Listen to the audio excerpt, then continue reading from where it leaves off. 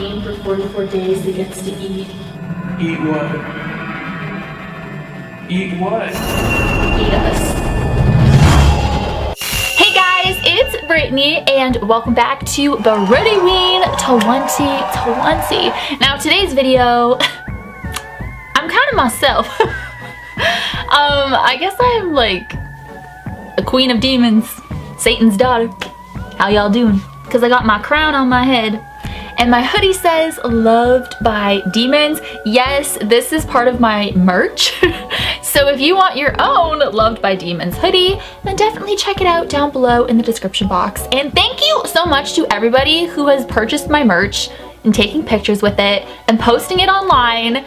I share it. But today's video, guys, okay, we are getting into the stories. This is what you guys want to see. So we just got through all of my investigations and everything, so kind of like making our way into the creepy stories. So I came across some terrifying stories that actually freaked me out. And when something freaks me out in the paranormal, then you know that, well, okay, it doesn't really make sense.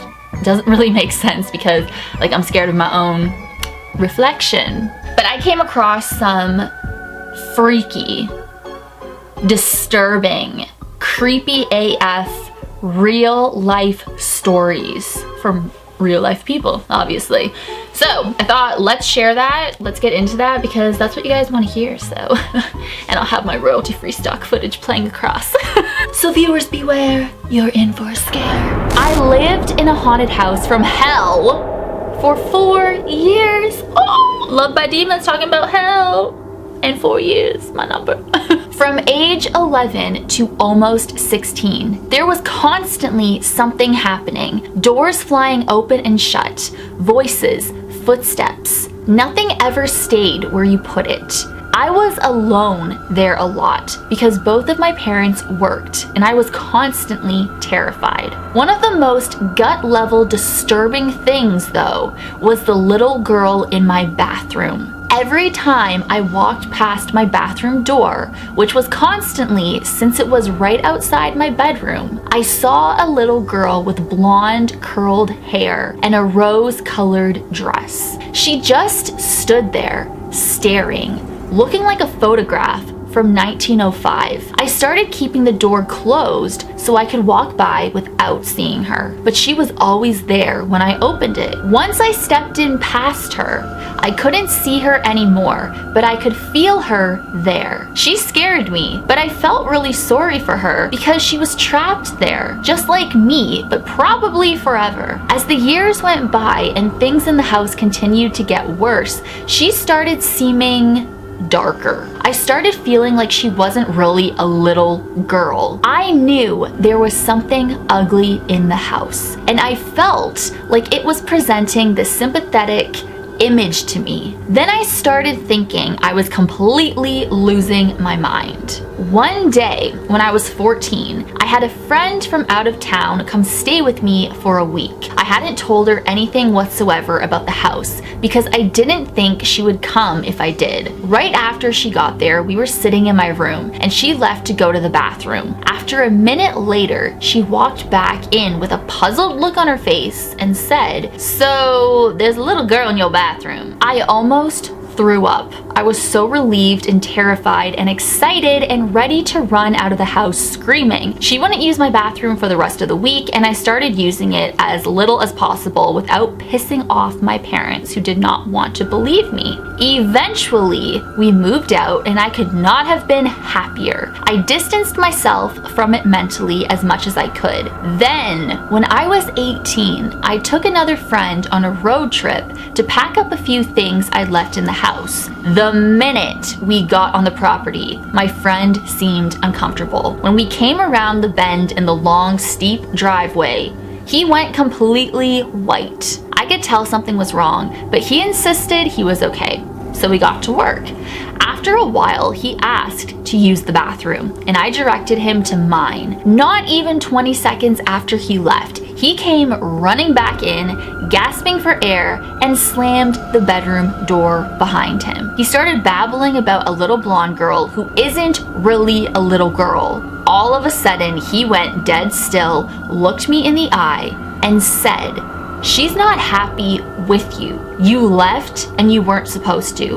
We threw whatever we could grab in 2 trips in my car after I walked him to another bathroom and waited outside the door and got the out of there. So I don't know about you guys, but when I first came across that story, like, I just got chills.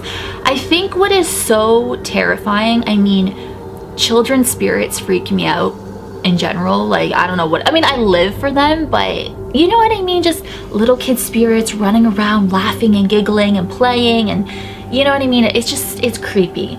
And the fact that anytime this person walked by the bathroom, they would see this little girl, and she looks like a photograph from the early 1900s, but they could feel that there was something so dark and so ugly in that house. They could feel that that wasn't just a little girl, that it was portraying a little girl to reel this person in. And that is what these demonic entities do. If this was demonic, which I, you know, from reading the story, it seems, you know, borderline demonic, evil, something is going on there. It wanted the attention of this girl. But that's what you hear in a lot of demonic cases. They want your attention. They do things. They, you know, pose as a child spirit. I mean, look at Annabelle. They want you to trust them without you knowing what they actually are. But I feel like, you know, we use our intuition, of course.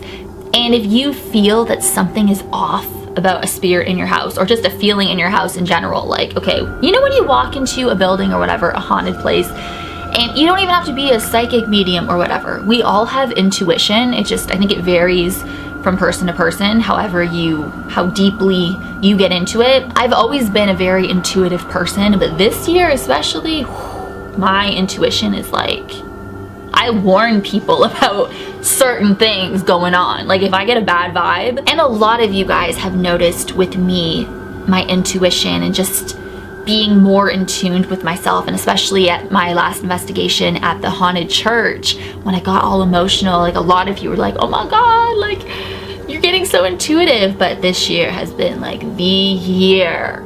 I pick up on vibes. I will warn people about certain vibes that I am getting from certain things, and let me just say, I've been 100% correct. And these vibes just come over me like overnight. It's like night and day. I'm fine, and then the next day I wake up and I'm like, oh no, I'm not fine. Nope.